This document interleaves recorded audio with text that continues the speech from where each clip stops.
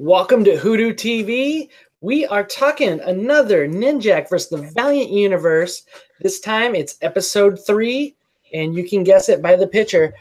We get to see a little bit of Eric Manowar, the Eric Adacia. He's coming at us. But I'm Hoosier, and I got my friend from Get Valiant on with me. Hello, everybody.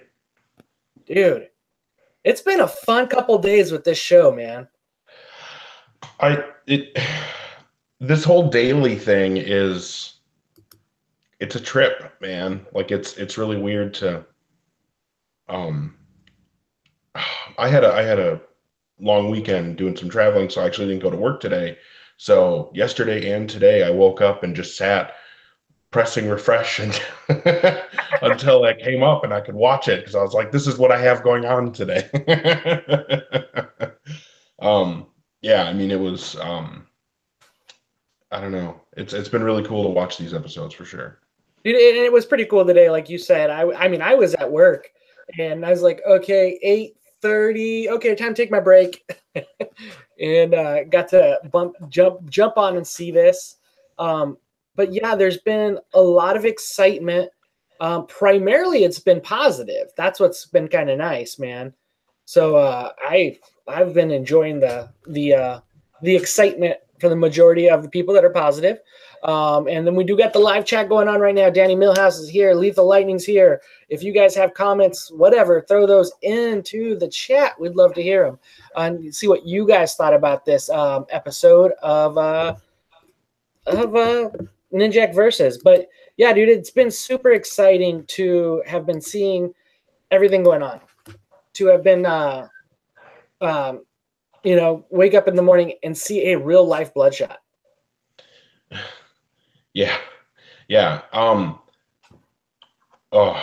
There were some moments in this episode that I know that we're going to get to because I'm assuming we're doing the same format that you've been doing, is just kind of breaking down the episode and going through it. And there's some moments that we'll get to that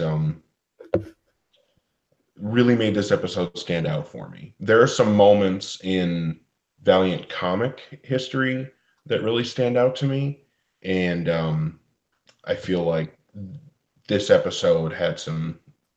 Yeah, it's when there's I really felt something in this episode. You know what I mean, from seeing this and the series as a whole, but it really kind of culminated here, I thought. So yeah, I'm a very happy Valiant fan right now. Dude, I am too. Like I said, just give me something with these guys in another medium, and I want to do what I do. I've done every episode of this so far, is thank the guys who got it going. To thank, the Bat and the Sons, Aaron and Sean, and to thank Dinesh and Josh and the actors and Valiant themselves for getting this show to happen. I get to see the characters I like in living format, live action. And it is cool after I've been reading them for reading them as long as I have. I mean, I think my first issue was XO0 of the original run, and just to see these guys in real life was super awesome. And then to see Derek Thieler today, and you guys are gonna see it in a little bit when he wields the sword. Oh my freaking god! Yeah. Oh, cool. So this was pretty much. I know you like the Bloodshot fight, but this was pretty much, to me, the best one yet. Yeah. I don't know, man. You know what? As far as the best fight yet, I'm sticking with Livewire. I mean, yeah. Actually, with her destroying, yes, that was. To me, like, that's going to be the pinnacle for the whole series to try to like if that gets matched in the last couple of episodes, I'll be pretty happy. But even if it doesn't, I'll understand, because that was a pretty amazing moment. There's a lot about this series in general that I'm excited about, but I think that this series is highlighting to me even more than I already knew how much I love Livewire. I agree. I'm really liking Livewire, and it actually is showing how powerful she freaking is. You know, and let's get into this show, man. Let's get into this episode because there's parts of it here that I think definitely back up that statement that we're both giving, and how she is. So, again, thanks to those creators that got us going for it, Bat in the Sun, Valiant. But right here, we start off 4 months ago in this episode where they're basically training. Glad, John Hannigan, is training everybody how to fight. And there's just so many little nuances in this, or that I love the back and forth between Exo and Bloodshot, the Armstrong drinking, and then just in the bottom corner picture, just seeing Archer just super excited like a little kid, like learning, knowing his superpowers, and just Livewire kind of being there, and these two just going back and forth in their crazy humor was just pretty awesome. Seeing those two, talking about who would win. And this is where I go with that Livewire statement where she goes, I can control Shanhara and I can take care of your nanites. I kick both of you butts. Shut up. You're all losers, essentially. What I was thinking, what that made me think about is that, you've got this group of badasses, right? And who's the badass amongst that group? It's Livewire, right? Like that's that's pretty much where I'm at with how excited I am with Livewire, and what this series I think is bringing to the forefront. But the whole scene, I mean, Armstrong was hilarious. That whole scene.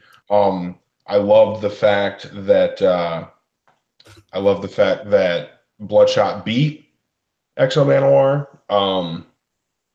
And I don't know, the whole scene was awesome. Like, one thing I did want to say that I thought was kind of funny for me, I apparently somehow missed that it said 4 months ago, the first time I was watching this episode.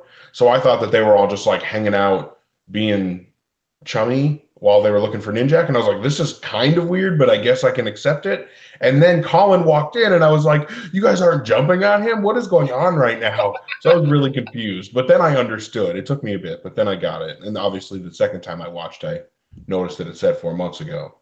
Anyway, no, that was an awesome scene. It really kind of gives you the personalities of all the different characters. And I really hope that in future episodes, they flash back to that scene and we get to see the rest of that fight, because Ninjak talked a pretty big game. Yeah, he sure did. There was parts of it that I really liked, the part where Exo basically says, if I had my armor, and then Bloodshot, if I had my guns. Yeah. It was just like, yep, those two. And then that's when Livewire had to kind of jump in, which was super fun to hear those two argue back and forth. And then you mentioned the Armstrong being hilarious. And then Livewire's right there too, being witty about betting. Who they bet to win. They're sitting there making side bets on who's going to win between Exo and Bloodshot.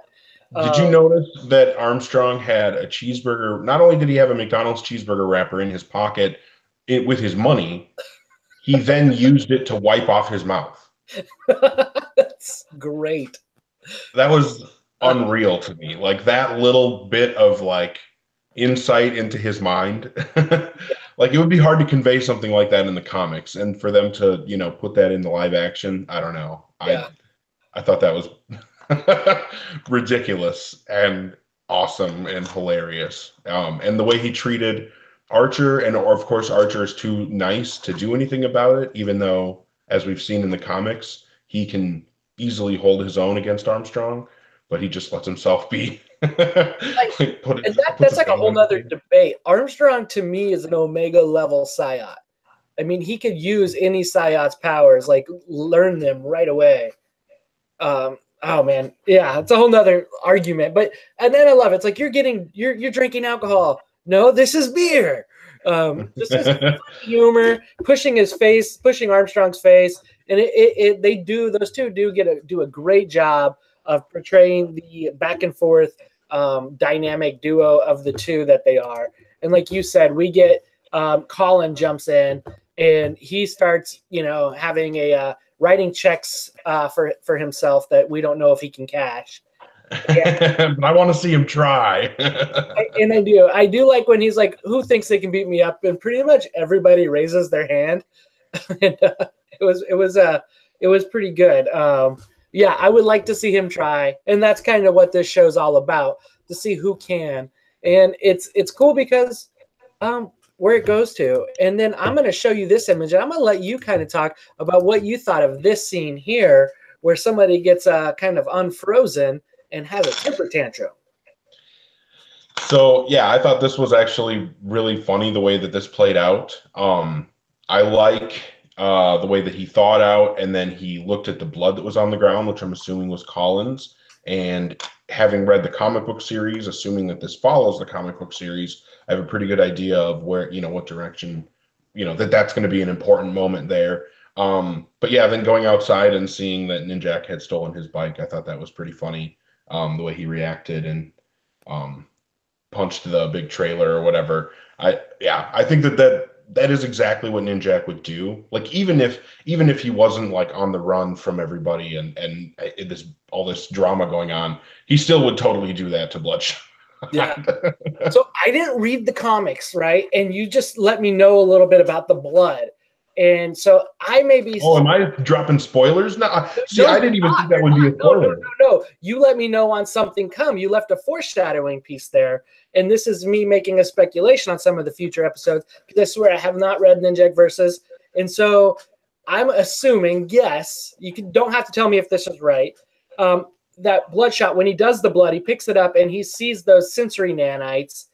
And then that shot that he gives Ninjak kind of knocks them off the grid. And we'll go towards the end, and you guys will kind of see what I'm coming from as far as a speculation point. I may be really far off, but yeah. I think I know what you're saying, and we're going to have to get to the end of the episode to get to where you're going, right? Right. Okay. So we can discuss that when we get there. I think when he did the blood, like you said, when he kind of felt the blood, that there was something where he might have at first thought it was his or actually knew it was his. Kind of made sense to him later. But yeah, I dug it. Just the way they had him on Frozen was kind of cool too. The CG on that was pretty good. I really liked him freezing, and I thought him thawing was really cool. I thought both of those were handled really well. Oh, one of the comments in the live chat, Bulldog, about saying that you might be onto something about the nanites. One thing I just want to say, if you don't want the series spoiled for you, like if you want to, go into each new episode fresh, don't read the comic, because I did read all the comics, so I know exactly what's coming, because it's almost exact. Like, it's not perfect, but it's almost exact. So I'm glad the comic was awesome. The comic was awesome, though. So that's what I will say. Like, if this does continue following the comic as closely as it did, or as it seems to be so far, the rest of it's going to be great, because the rest of the comic was awesome. So that's what I'll say to that. That's awesome. But anyway, no, this whole scene was amazing. I love this. Like, getting more Exo Manowar, fantastic. This was cool. I mean, Colin's on the bike running away, and then just him flying in the way he does, and then seeing the point of view of Exo was just such a good scene, with them two going back and forth into that piece. Just the more we got to see the little bits of it. And then we also actually get to see somebody, pretty happy again that that Colin's being beat up a little bit, and we get to see give us her big smile with her. I do like her glossy, shadowy eyes. I think that some people, and I know we were joking about her yesterday, and I think that some people have not really enjoyed the cutaways to her, but I don't know. I think it makes sense. And I kind of think that it adds some levity to everything, so that they didn't want to go DC with this, right? They're making it gritty, but it's not without humor. Dude, to me, it reminds me of just that villain that's watching everything, you know what I mean? Rolling his hands. And a little bit Inspector Gadget, right? Remember the guy in the claw or whatever? Yeah. I mean, to me, it's building up her villainous, and it's tying back into the reason why he's still going through everything. I think if you Sure. didn't show that it would be like, well, why doesn't he just tell him what's up? You know, and it's kind of giving that aspect. It's part of the plot that the sensory nanites are there. It's building that drama too, like because they show her at specific moments when it's like, oh yeah, he's still dealing with this, and I think her little comments are always really funny too. I don't know, they always crack me up. And props to there. You're She's got better really than quick that. one lines that are like by herself, right? Like this, you know, monologues that she's, you know, they're quick, but that are portraying that. So, you know, yeah, it's a cool concept there. But the nitty gritty gets happening right after that, and part of man, just the CG of this was actually really pretty cool. I have to agree. Yeah, I think it could be a lot worse. Like, yeah, I don't have a lot to complain about when it comes to that. The costumes, the CG. I think that if there was like a really, really high budget, you could make Exo Manowar's helmet look a little bit better. But other than that, I think that the whole everything was pretty awesome. The fight was badass. Well, the image, I don't know if people can see the image that you got up, but yeah, this image right here is just really cool with him being strapped in from tree to tree, just wrapped around. And then when he landed, that just like blue force field about him when he lands. And that's very comic book, you know, Erica Dacia, that just landing, boom, just that pattern. You can't see it too well. I didn't get the screenshot that well, but just the one knee on the ground, one knee up, just kind of Tim Tebowing it on the ground when he lands. Really cool. And like you said, for the budget, yeah, that's good CG for the budget. I can get on with what they're throwing down right there. the other thing about it is, something Aaron mentioned when he was on Get Valiant on this last Thursday was that they specifically set the Exo and Ninjak fight in the woods as a callback to their first meeting in VEI Comics.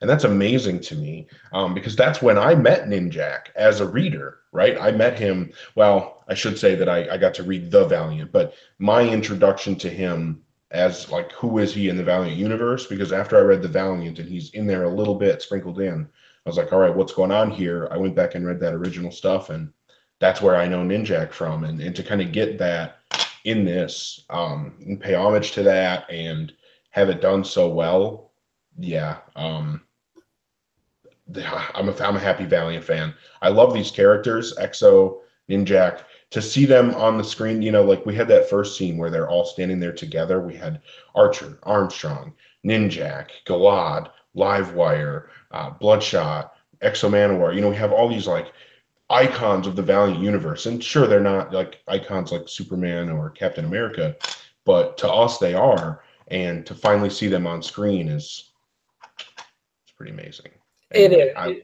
It is just awesome. And I completely agree. And I love the fact that they did that kind of like homage to when they enter Ninjak, Volume 2, Exo Manowar, where it was the other way around though. It was Ninjak hunting Exo. right. It's a little bit different, and they are a pretty good match to one another. And then another scene that just awesome, and the sword. And then Roku, like, done messed up now, Ninjak, was just a cool connection. But that sword, I mean, it was pretty good. I mean, that was the one I was kind of concerned on how that would look, and I'm satisfied with it. I think like any Exo Manowar fan is going to be waiting to see that. I mean, the Exo Manowar fan in me was waiting to see that moment. Because they showed him with the energy sword on one of the image variants, the picture variants for some of the comics that they've been doing, and so you knew that it had to come in the series, and it was so badass. I definitely was really happy with the way that was done.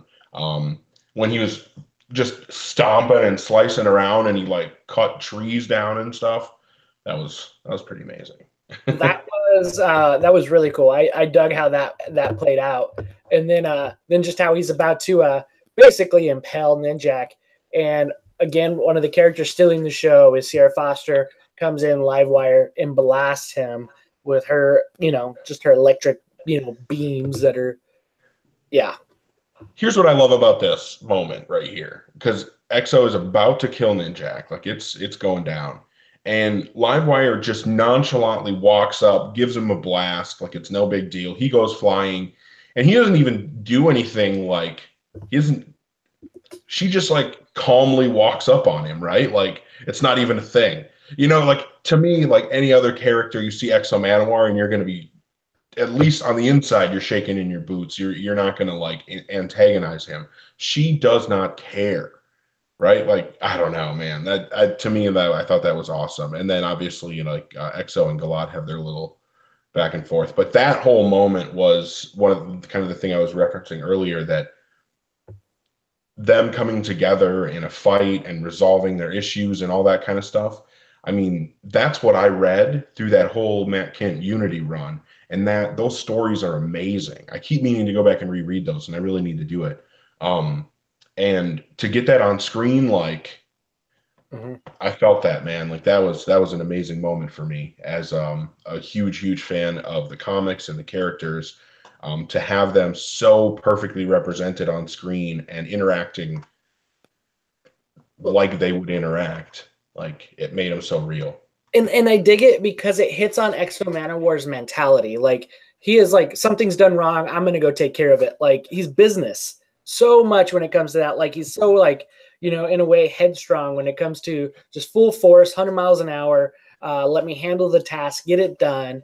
And so it reads Exo so well. Just that brutality, barbarian, that he gets into, where he gets into just his older war mentality. And you're spot on with Livewire just coming in, just the way she does, chest up in the air. And then I like Eternal Warrior. We don't do that to our guys. That's not what we do. And that's not what we do to our guys. And it does. I do like that those two, because they're very methodical in their thought and their thinking in the comic books, and they're a lot deeper. They look more behind the workings of things. Why is it this way? And then Exo is more like, it's this way, let's fix it, versus why. Yeah. And it just reads to their characters really well. So I give them a lot of credit for that. And and then just Eternal Warrior, I really want to see him get down and fight. That's been the part, especially Hennigan being the wrestler, Johnny Impact on Impact Wrestling, the world champion, former tag team champion with The Miz. Like he's done a lot with wrestling, and I dig it. And then we get to see him run down Ninjak, run down Colin on the bed of a cliff. And I would say, like, here's the only little bit that I had with this whole issue, this whole episode, was his makeup was almost gone when they did the close-up in this scene. I think it's just a matter of the lighting. It was the lighting, probably the heat too. It looks like it was hot wherever they were at. Well, what I'm thinking too is, as much as it's easy to make his scars super visible in the comics, right? If you have scars, there are going to be times when they're not all that visible, and they couldn't like go overboard and make like gigantic red. You know what I mean? Yeah, so it's kind of a trade-off, right? And I'm glad it wasn't that, which makes it, you know what I mean? Right. I'm glad it was not that. Yeah. And so, but that moment was so cool when he's just like talking with Ninjak, and to me, that's one of the things I like about Galad. Like you said, I so want to see him get down and fight. The closest we've gotten so far is him throwing his axe at Livewire, and I just want to see him whip that bad boy out and just. I know that he's got it in him, but this is so to Galad's character, right? Like he is the guy who's going to be like, look, I've been through this exact situation 10,000 times. I've seen all of this. Here is how we have to deal with this. He knows when to fight, and he will fight to the bitter end when the cause calls for it. But he's also smart enough to know when it isn't the time to fight. And I think that that's just really good writing, staying very true to his character. And I just think it makes for a powerful moment between him and Colin. I could really get into that. And this the next scene kind of goes into my theory that I was having earlier, that when you told me about the blood, and I didn't even put that together. But then you get to see all of a sudden, just after Colin and Glod kind of like make friends, that they're going to work things out. All of a sudden, Colin's getting blasted in the chest, thrown off a cliff, and there's Bloodshot with his gun. Just excited like a little boy. He just got his Nerf gun. Pumped up. Yeah. Roku's screen says offline or something like that, doesn't it? Right. And so that leads to me my theory. I mean, after she says a couple choice words, she's pissed off because it goes offline. The nanites, the sensory nanites, go offline with Roku. And then that leads me to the theory that what Bloodshot actually shot him with was something that actually deactivates the nanites. And plus he's underwater. I don't know if these nanites are waterproof, but I mean, they should be. They're in blood. But here's what I would want to say, though. What did Bloodshot say after he shot Colin? Oh, God. Tell me. I forgot already. Call Jack. Oh, that's right. And who's Jack? You know who Jack is. Somebody's in the dead side, and you got to take him out of the dead side now. Yeah. So who do you think just got sent to the dead side? Right. There it is. I didn't catch that Call Jack piece. Okay. That's what I took from it immediately, right? Yeah. Is he's because we've known Shadow Man is coming and we haven't seen him at all, right? So for that moment, like I mean that's such an amazing place to end this episode on, is that just called like it makes me so much like every day I've been excited obviously for these episodes to come, but like I feel like my excitement is building every day now, and each episode keeps living up to it, which is honestly impressive because I'm I'm getting so overhyped in my own head that like I just expect the episode to be like, okay, let's be realistic. It's not going to be that good, but then I just get so excited about it, and it, you know, like I said, that the emotional experience for me as a Valiant fan watching this episode, I never would have thought that it would have been able to reach that for me, you know? Yeah, to get to those expectations. I mean, yes, we are part of it. Yeah, we are very excited. We're getting to see the characters we love in real life, and I am getting excited for it and pumped up for it. You know, and it is for how much I paid to watch it. It is great. It's well worth the dang money. And the people that don't think so, you know what I mean? Like, I'm sorry, you know, you have no obligation to actually watch it. So, yeah. You know, and I appreciate that they put this out the way they did. Whether I know there's been talk that whether it's out there only for a week, you know, watch it right now, enjoy it. And I think hopefully there will be another format that comes out. You know, I would like to buy it in DVD. I'd like to watch it on my big screen every day. I don't know, but I think I totally would do that. Yeah, I would watch it a couple times, and I would throw it on when I had people over here that don't know Valiant and put it on. Hey, check this out, you know. And I think it would be fun for people to kind of see these. These are the characters that I talk about on, you know, WhoDooTV. You know, these are the characters I read. You know, and dig it. So right? many people I know me as the guy that talks about Bloodshot all the time. So to be able to like, here, this is what I've been talking about. This is the guy. This is why I think he's such a badass. You know, but you know, and we're only halfway there. We're only halfway there. There's still 3 more episodes left to go. They're coming out tomorrow. They're coming out Wednesday, and they're coming out Thursday. And there's some more to come to it. We're going to continue doing stuff like this, and we're to have some special things in the next couple days that I'm going to encourage people to tune in for. And I know Get Valiant's going to have some special things up their sleeves that you're going to want to tune into their next number 80 episode, bro. Yeah, coming up on Thursday is Get Valiant number 80, which is crazy to me. Josh and I have been doing the Get Valiant show for a couple of years, and it wasn't so as consistent like weekly for a while, but we've been doing it weekly again, and so the episode numbers are racking up quickly, and it's really weird to see them go by. Anyway, we're really excited about this. We're talking about, just like you're allowing me to come on your channel here and you know, talk about my love, we're hoping to get yourself and the Bald Moose coming over. Yeah. And we also, you know, we always want to, you know, just like We did what we could to try to bring Aaron on Right. for last episode of Get Valiant. We're going to continue trying to do that. And because we always want to be able to talk to the people who are involved with creating these things that we enjoy, get their take on it, and get their answers to our questions. So anytime that we have an opportunity to do that, we want to seize it. And I think that's, the beautiful thing about where we're at in Valiant is that we're just the right size enough to get, finally be getting stuff like this and getting the talks of Vin Diesel that's coming, and yet still having some accessibility to have like Aaron jump on the show like you guys had last week, and to get creators like, I know you guys have had Elliot Rahal, the writer of Ninjak Versus, on the comic book on your guys'. You've done an interview with him on there.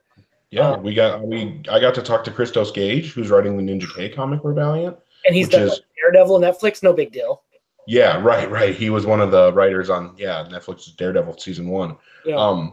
He wrote Bloodshot previously. He knows Joss Whedon well and works on Buffy the Vampire Slayer with him.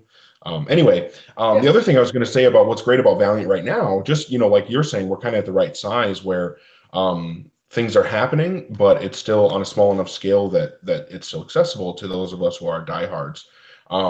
And to that point, I think that everybody needs to follow and check out what Sierra Foster is doing. She is so open and super engaging. On her Instagram, she'll do live videos. And if you go on there and ask her questions, she will, pay attention and talk to you about, and she's clearly as excited about this show as we are. And that's amazing to me because like I was saying earlier, put some of our video, yesterday's video, up on her Instagram. Oh, dude, you have to check out her Instagram. She put up videos of you talking about her, really? Of Moose talking about her, of me just being yeah, she's playing Live Wire to a T.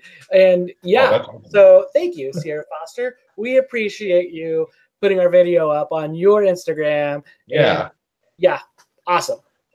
Yeah, well, like I said, she does these live videos and she's talking to people and she actually, I don't know, man.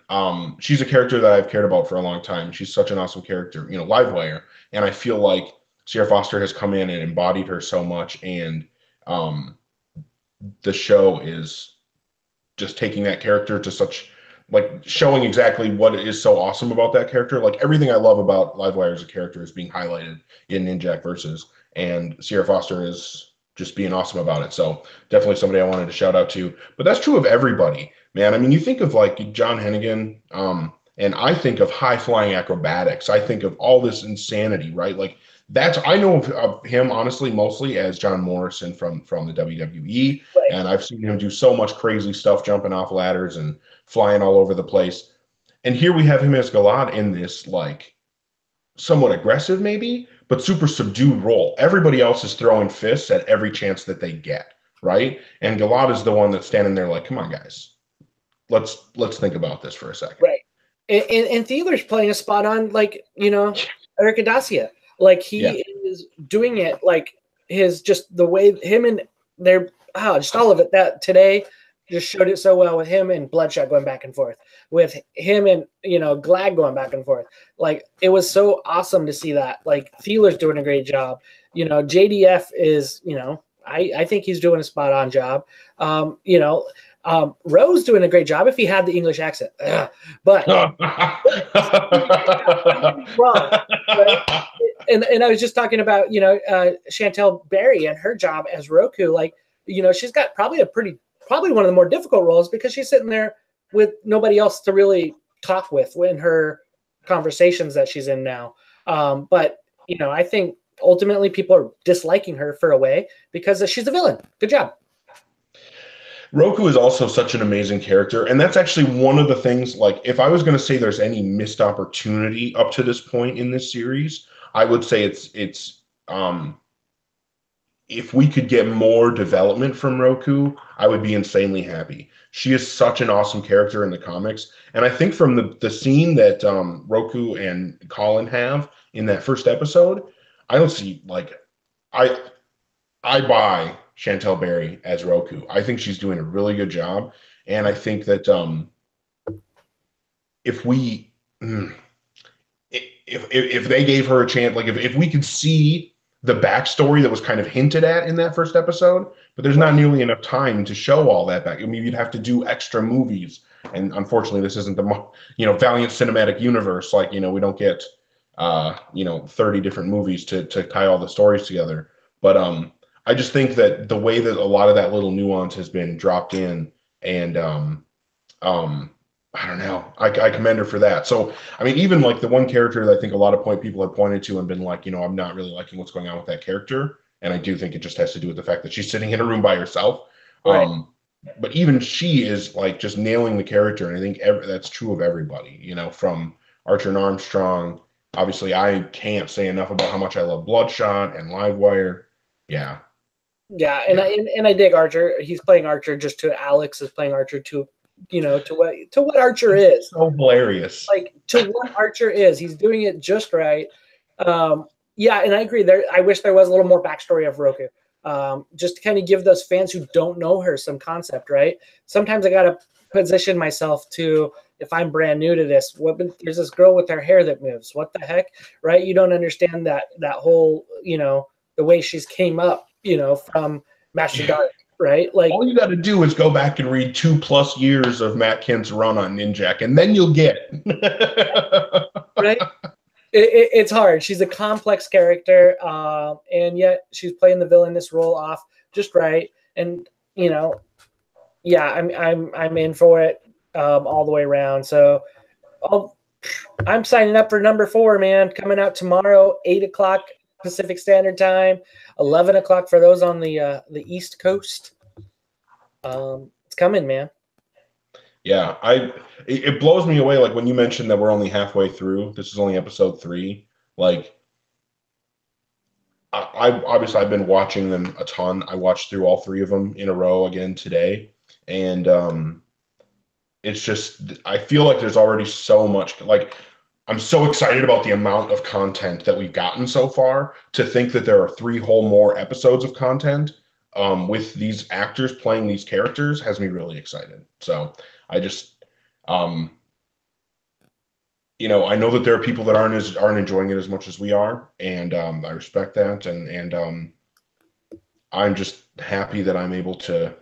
I don't know. I'm just happy it's as good as it is, and that I'm able to enjoy it as much as I am. Yeah, this is a big moment for us as Valiant fans, I think, and I can't wait to move forward with this momentum. Right, and I love the many that are into it. Right, I love the many that are liking it. It is good. There are many people just like us that enjoy it. Yeah, Roku is best. Chris basically he a little late to the party, Chris, but he said Roku looked best when she got mad at the nanites shutting down. And I agree. So it did. That was kind of a cool part where she got pissed off there. But then what's up next? So around the corner. And as far as shows, man, tomorrow, WhoDooTV's got our regular 6:30 show. That's going to be talking about new comic books that are coming out next week. And then immediately following that, we are going to have Get Valiant, sorry. Yeah, maybe. We might have Get Valiant with us. Ninjak versus Valiant Universe, episode number 4, just immediately following that live show. So we're going to try to manage the time. We'll get some times out there for you. But yeah, make sure you're subscribing. I know Bulldog put on there he likes Get Valiant, and he's looking forward to getting into our channel. So, hey, thanks for getting somebody over for us, Eric, and thanks for watching, Bulldog. If we did, that's awesome. I definitely appreciate anybody who checks out what we do. I enjoy supporting WhoDooTV, and you guys do a lot to support us over at Get Valiant, so we always appreciate that. And anybody who watches or listens, thank you. And it's the more active and engaged fans are, and that's because that's what we are, as fans who wanted to get more active and be more engaged. And the more that fans are active and engaged with us, and the bigger platform it gives us to work with the people creating these things that we love. Like I talked about before, getting to talk to Christos Gage was because I have, a podcast that people, a few people have started to pay attention to, and he wants to get the word out about his work as well. So, the more people that listen in and participate, the more that we can continue bringing that kind of content. Because that's one thing that, everybody wants to talk to DC writers and Marvel writers, and there's tons of articles about them, and you get all these interviews with them. And I think it would be a great thing for us as Valiant fans to be able to have platforms like WhoDooTV to kind of spread that kind of content for Valiant fans as well. So yeah, I agree. Onward and upward, bigger, better things. And that's part of where I started, wanting to get into starting WhoDooTV was, I was getting on and watching YouTube shows, and it was all DC Marvel stuff. It was Comics Explained and, Comic Storian and, just a bunch of stuff. And so I was really in the concept of, hey, I want to talk about comics I like to read because I know there's other people out there. And lo and behold, there's podcasts, and that you guys moved over to the YouTube format to do a podcast as well. Right. And, why not? We're all better together, bigger together. There's plenty of room for growth for Valiant all the way around with our media, with our podcasts, with our YouTubes, and with the comics books themselves. And if we could all get together and keep pushing it and not be competition, but be friends, what's got to be. Yeah. So, that's why I love it. So I love this. And that's why I love Ninjak Versus, because hopefully it helps grow and it continues to help push some more book sales, get some more people out there to these books that we like. That way we can keep them on the shelves. And, something like this, if it grows, we will hopefully be getting more things like this. Maybe the animated series, maybe more Ninjak Versus, maybe it'll be EXO Versus. Who knows what it'll be. But hopefully we get some more of it. And, I'm still hoping my fingers to get some of the Psyops in there because I love the Psyop piece of this world with the Harbingers. But ultimately, thanks for everybody for jumping on. Make sure you're watching episode number 4 tomorrow. And all of them are up at comicbook.com. Our previous videos, check those out. Make sure you subscribe. Check over at Get Valiant. Get those guys subscribed. And make sure you're tuning in for some of the future episodes here and Get Valiant for what we have to come with hopefully some little fun surprises. That'll be quite enjoyable. And Eric, I want to thank you for jumping on, man. I appreciate it. Yeah, always good chatting with you. And I appreciate you having me on your channel.